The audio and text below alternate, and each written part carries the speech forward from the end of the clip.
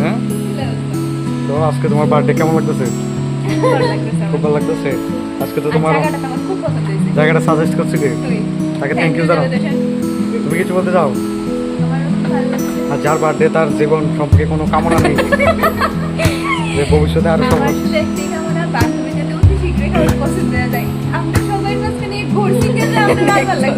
সবাই যেহেতু girlfriend boyfriend আছে, তুমি বয়ফ্রেন্ড বানাইতে না? আমি আমার বাবার পছন্দে বিয়ে করব। আচ্ছা, তুমি তার বার্থডে বিশেষ কিছু জানাতে চাও? হ্যাঁ, এর জন্য সবসময় খুব ভালো থাকে। আর যাতে বেশি ছেলে মনে দুঃখ না দিয়ে যে কোনো একজনের সাথে মানে এর সুপ্রদীপ বৈশালী বার্থডে সম্পর্কে কিছু বলতে চাও? মানে বেস্ট উইশেস কিছু?